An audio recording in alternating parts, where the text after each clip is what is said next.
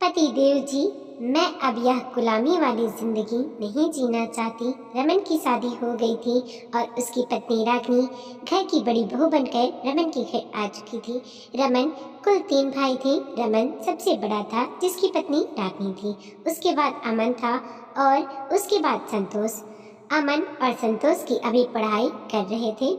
रमन के पिताजी हजारी बाबू और माँ मालती देवी बहुत ही कड़क मिजाज थे।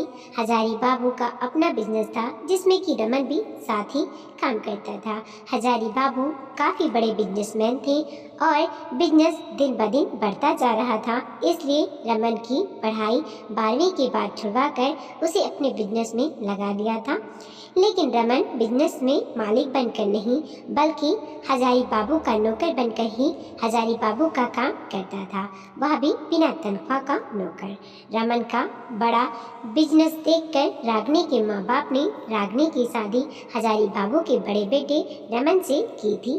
पर उन्हें नहीं पता था कि रमन अपनी दुकान में मालिक नहीं, बल्कि नौकर की हैसियत से रहता है और सब कुछ हजारी बाबू ने अपने हाथ में रखा हुआ है और घर पर मालती देवी का राज चलता था। एक कप चाय भी रागिनी अपने मन से नहीं बनाकर पी सकती थी। रागिनी और रमन की अब शादी हो चुकी थी, लेकिन फिर भी हजारी बाबू और मालती जैसे पहले पूरे घर पर अपना दबदबा रखते थे, वैसे ही अभी भी रखते थे।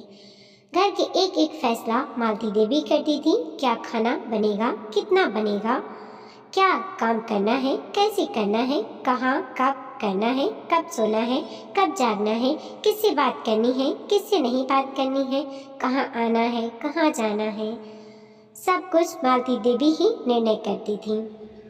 रागिनी को उनकी बात हर हाल में माननी होती थी और इसी तरह दुकान में रमन अपने पिताजी का हजारी बाबू का गुलाम था। हजारी बाबू दिन भर रमन से गधा मजदूरी करवाते थे और उसे उल्टी सीधी बातें भी बोला करते थे और पैसे का नाम पर रमन के पास कुछ भी नहीं होता था, क्योंकि हजारी बाबू का कहना था, खा पहन तो रहे हो, अच्छे घर में रह रहे हो, हमारे बाद तो दुकान तुम लोगों की ही है, तो पैसे लेकर क्या करोगे। उन्हें यह बात भी समझ में नहीं आ रही थी कि अब रमन की शादी हो चुकी है और उसके कुछ व्यक्तिगत खर्चे भी होते होंगे, क्योंकि हजारी बाबू और मालती देवी अपनी अड़ियलगिरी को सही समझती थी। रागिनी को एक सैनिटरी पैड तक के लिए अपनी सासू माँ से पैसे मांगने पड़ते थे और उसे बहुत बुरा लगता था। और वैसे पैसे भी सासू माँ कभी देती थी और कभी यह कहकर कि हमने अपने ज़माने में यह सब कहाँ इस्तेमाल किया है, कपड़े सबसे बेहतर होते हैं, उसे पैसे भी नहीं देती थी। खून के आंसू रोती थी रागिनी और रमन से बोलती थी, क्या देखकर मेरे पिताजी ने इस घर में मेरी शादी कर दी। उन्हें लगता था कि उनकी बेटी राज करेगी, लेकिन यहाँ तो मैं खून के आंसू रो रही हूँ। भिखारी की जैसी हो गई है जिंदगी। रमन बोलता था, मैं क्या करूं, मुझे लगता था मम्मी पापा मेरी शादी के बाद सुधर जाएंगे, लेकिन हालात अभी भी जिस करते हैं। इसी बीच 1 साल बीत गया और रागिनी अब एक बच्चे की मां बन चुकी थी, लेकिन फिर भी घर के हालात वैसे ही थे। बच्चे के डायपर तक के लिए रागिनी को रोना पड़ता था और 10 बातें सुनने के बाद बच्चे का एक डायपर आता था।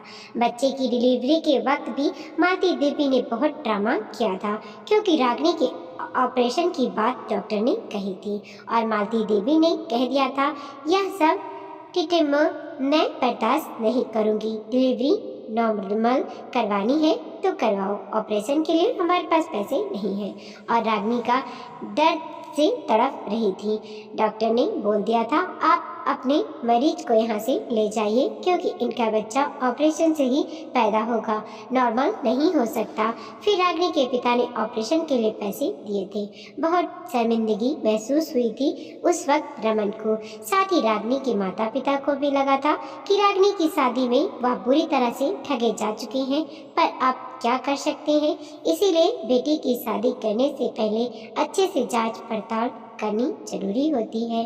खैर, अब बच्चा धीरे धीरे बड़ा हो रहा था, लेकिन घर के हालात जस के तेज थे। तीज त्योहार पर भी अगर मालती देवी और हजारी बाबू चाहते थे तब रागिनी के बच्चे के कपड़े आते थे, नहीं तो उन्हें पुराने कपड़े में ही त्योहार मनाने थे। किसी शादी ब्याह में रागिनी नहीं जा सकती थी क्योंकि वहां जाने के लिए रागिनी के पास पैसे नहीं होते थे। तड़प कर रह जाती थी। रागिनी रमन तो जैसे तैसे दुकान पर अपना काम करता था, पर औरत का दिल तो करता है ना मायके के रिश्ते में शादियों में जाने का, और पैसों की कमी के कारण रागिनी कभी भी नहीं जा पाती थी।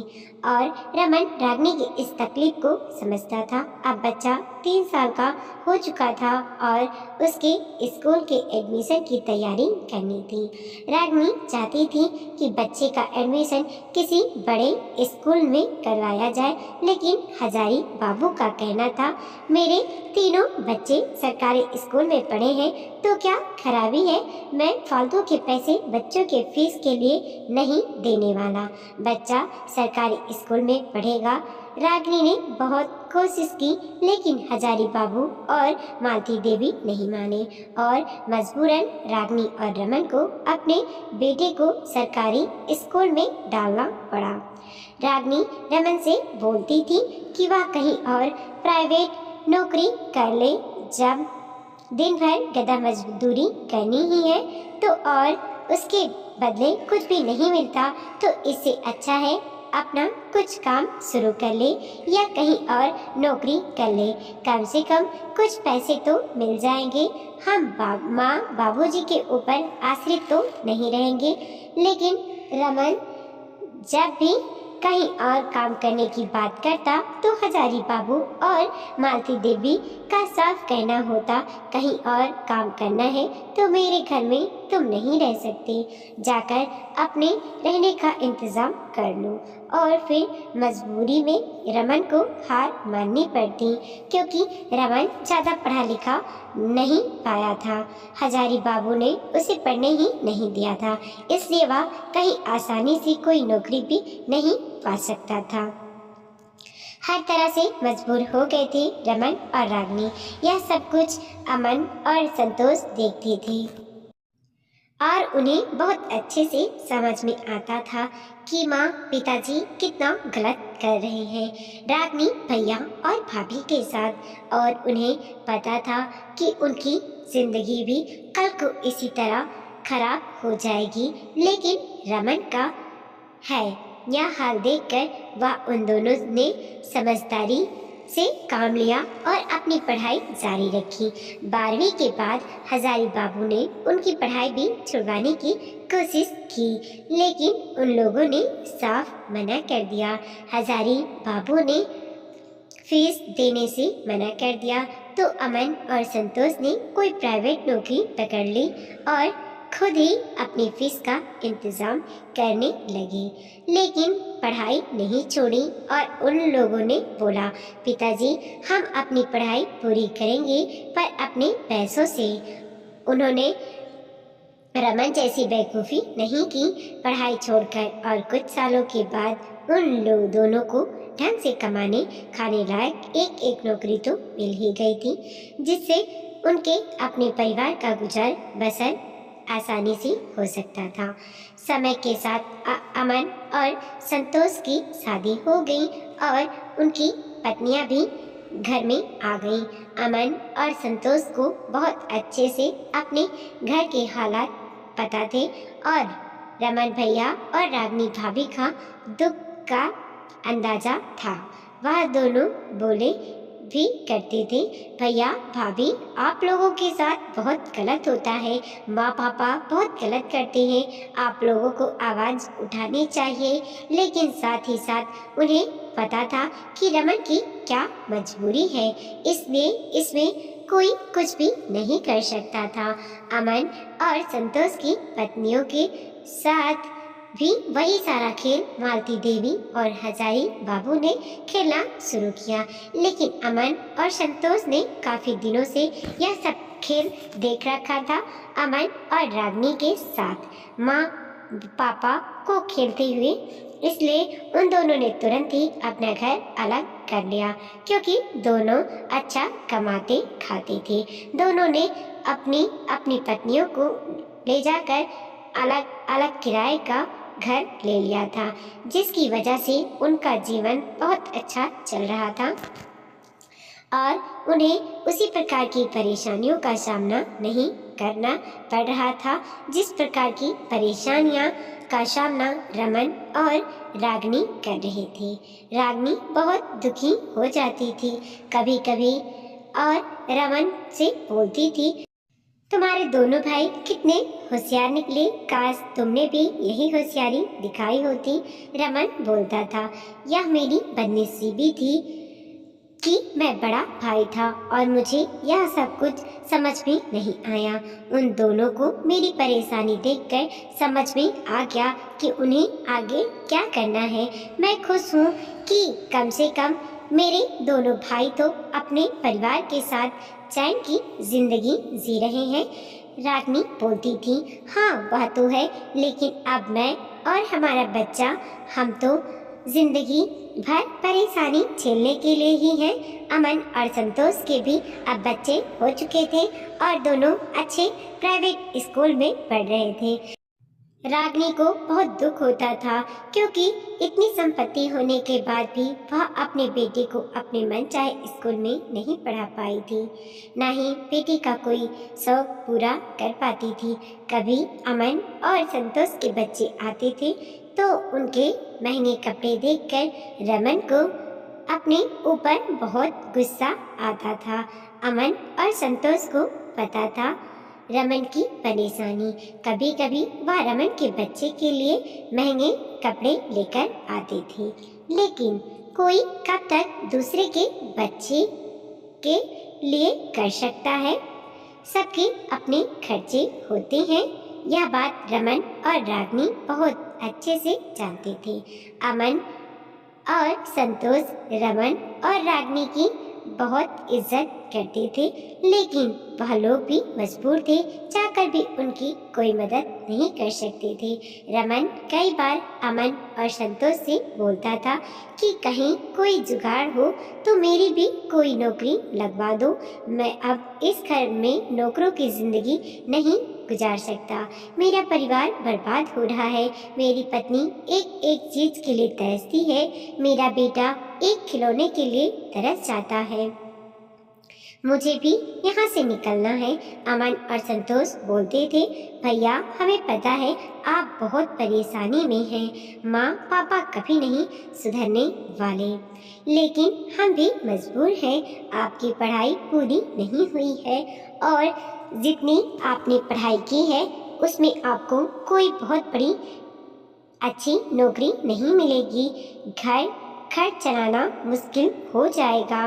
घर का किराया ही अच्छा खासा लग जाता है और हम लोग भी इतना नहीं कमाते हैं कि आपकी कोई आर्थिक मदद कर सकें। बस अपना खर्चा जैसे तैसे चला लेते हैं। रमन बोलता था, हाँ भाई मुझे पता है, तुम लोगों से अगर बन पड़ता तो तुम लोग मेरी मदद जरूर करते। खैर दिन इसी तरह से गुजर रहे थे। रागनी, रमन और उनका बच्चा बंधुआ मजदूर की जिंदगी जी रहे थे, लेकिन अब रागनी से बर्दाश्त नहीं हो रहा था क्योंकि अब बात उन तक नहीं, उसके बच्चे तक आ चुकी थी। बच्चा बड़ा हो रहा था और एक एक चीज के लिए तरस रहा था और मम्मी पापा के सामने अक्सर रोया करता था। रागनी ने रमन से बोला, अब मुझसे बर्दाश्त नहीं होता। मेरे पिताजी ने अच्छे खासे जेवर दिए हैं मेरी शादी में, कम से कम 10 लाख की तो होंगे। तुम उन जेवरों को बेचकर और थोड़े बहुत बैंक से लोन लेकर अपना बिजनेस शुरू करो। इतने दिनों से बिजनेस कर रहे हो, अच्छा अनुभव है तुमको, जरूर हमारा बिजनेस चल निकलेगा। रमन ने बोला, तुम सही बोल रही हो, मैं भी यही सोच रहा हूँ और जब बिजनेस चल जाएगा तो तुम्हारे सारे जेवर फिर से बनवा दूंगा। रागनी ने बोला, जेवरों को छोड़ो, तुम बस अपना बिजनेस शुरू करो। मैं अब यह गुलामी वाली जिंदगी नहीं जीना चाहती, ना ही अपने बच्चे को जीने देना चाहती हूँ। रागनी ने अपने सारे जेवर जो कि मालती देवी ने रखे थे मालती देवी से मांगे, लेकिन मालती और हजारी बाबू को बहुत अच्छे से अंदाजा हो गया था कि रागनी और रमन क्या करना चाह रहे हैं और मालती और हजारी बाबू कभी नहीं चाहते थे कि रागनी और रमन अपने पैरों पर खड़े हों, क्योंकि उन्हें बहुत अच्छे से पता था कि उनके हाथ से दो बंधुआ मजदूर निकल जाएंगे जो दिन भर उनकी जी हाजिरी करते हैं और उनका हुक्म बजाते थे। बाकी के दोनों बेटे तो पहले ही अलग रह रहे हैं। बड़ा बेटा और बहू भी उनसे अलग होने में देर नहीं करेंगे। मालती देवी ने साफ मना कर दिया। कौन से जेवर, कैसे जेवर? मालती देवी ने बोला, मैंने तुम्हारे जेवर नहीं रखे हैं बहू, तुम्हारे जेवर हैं तुम जानो। रागनी ने बोला, यह आप क्या बोल रही हो माँ जी? शादी करके आते ही साथ ही आपने मुझसे सारे जेवर ले लिए थे संभाल कर रखने के लिए, उसके बाद से आज तक आपने मुझे नहीं दिए हैं। मालती देवी ने बोला, बकवास मत करो, मैंने तुम्हारे कोई जेवर नहीं रखे हैं। साफ झूठ बोल गई मालती देवी, सिर्फ इस लालच में कि कहीं रागनी और रमन अपने पैरों पर खड़े हो गए तो बुढ़ापे में उन्हें पूछने वाला कोई नहीं होगा। खुद में सुधार लाना उन्होंने जरूरी नहीं समझा कि अब रमन को दुकान की जिम्मेदारी देकर खुद आराम करे। उन्हें तो बंधुआ मजदूर चाहिए थे जो उनका काम भी करे और उनकी जी हाजिरी भी करे, साथ ही साथ बुढ़ापे में उनका ख्याल भी रखे। रमन और रागनी ने बहुत विनती की मालती देवी और हजारी बाबू के सामने, लेकिन वह दोनों नहीं माने कि जेवर उनके पास है। रमन ने अपने भाइयों को फोन करके सारी बात बताई। रमन के भाइयों ने भी माँ पापा से बात की, लेकिन उन लोगों ने साफ बोल दिया कि हमारे पास कोई जेवर नहीं है। दोनों भाई जानते थे कि माँ बाप झूठ बोल रहे हैं, अपने स्वार्थ में इतना बड़ा पाप कर रहे हैं, लेकिन कोई क्या कर सकता है। मालती देवी और हजारी बाबू को लग रहा था कि जीवन भर उनका यही गुलामी रमन और रागनी झेलते रहेंगे और उनकी तूती बोलती रहेगी, लेकिन हर किसी के बर्दाश्त की एक सीमा होती है। रमन और रागनी बहुत सीधे थे और इस सीधेपन का बहुत ज्यादा फायदा मालती देवी और हजारी बाबू ने उठा लिया था। रमन और रागनी को पता था कि अभी भी वह दोनों मालती देवी और हजारी बाबू से लड़ नहीं सकते, क्योंकि उन्हें लड़ना झगड़ना आता ही नहीं था। वह अंदर से टूट चुके थे, लेकिन वह अंदर रमन और रागनी की जिंदगी के शादीशुदा जीवन के लगभग 10 साल बीतने को आए थे, लेकिन 10 सालों की जिंदगी में उन्होंने खून के आंसू के अलावा कुछ भी नहीं मिला था और आज उनका बच्चा एक एक खिलौने के लिए तरसता था। बिल्कुल अवसाद से घिर गए थे रमन और रागनी। रागनी और रमन का दिमाग काम करना बंद कर चुका था। माँ बाप अपने स्वार्थ में इतने हद तक नीचे गिर जाते हैं कि यहाँ तक नहीं सोचते कि हम अपने बेटे बहू को कितना ज्यादा दबा रहे हैं। हर किसी की एक जिंदगी होती है, हद से ज्यादा किसी की जिंदगी में दखल देना गलत है। लेकिन हजारी बाबू और मालती देवी को लगता था कि जब तक हमारे साथ हाथ पैर सही सलामत है, हम रमन और रागनी को अपने हिसाब से रखेंगे और जब हाथ पैर काम करने बंद कर देंगे उसके बाद भी फिर पैसे कौड़ी का सारा हिसाब किताब अपने पास रखेंगे। भले दुकान रमन संभालेगा और घर रागनी, और हमारे गुजर जाने के बाद इन दोनों के हाथ में कुछ आएगा, नहीं तो हमें कोई नहीं पूछने वाला अगर हमने अभी अपने हाथ खाली कर दिए। ठीक है, ऐसा हर कोई सोचता है, लेकिन मालती देवी और हजारी बाबू कुछ ज्यादा ही निस्ता पर उतर आए थे रमन और रागनी को अपना गुलाम बनाकर रखने के लिए। रमन और रागनी पूरी तरह से टूट चुके थे। आज सुबह जब मालती देवी उठी तो रमन का रूप अंदर से बंद था।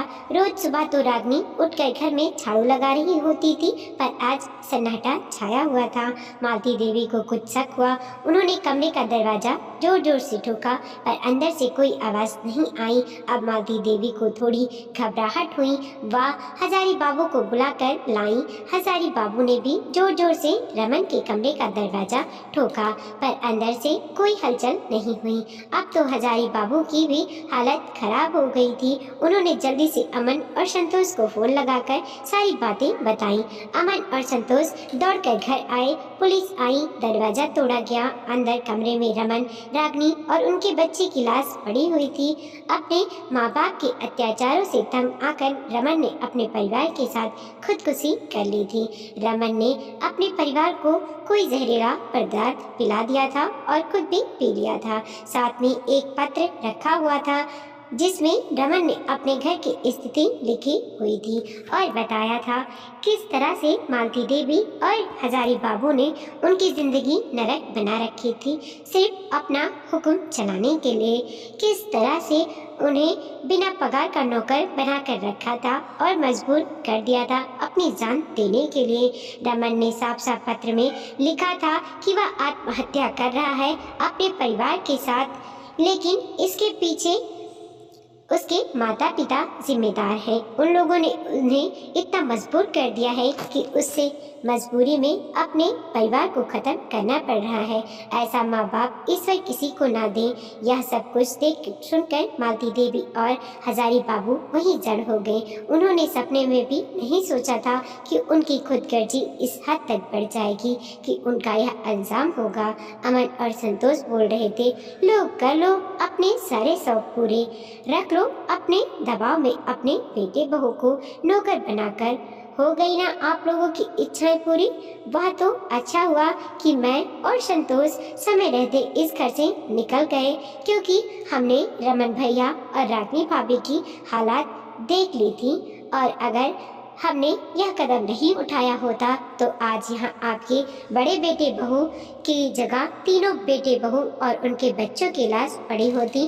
आप लोग माँ बाप कहलाने के लायक नहीं हैं। बेटे बहू को अपने कंट्रोल में रखने के लिए इस हद तक मजबूर कर देना कि वह अपनी जान ही दे दे, कहाँ तक जायज़ है।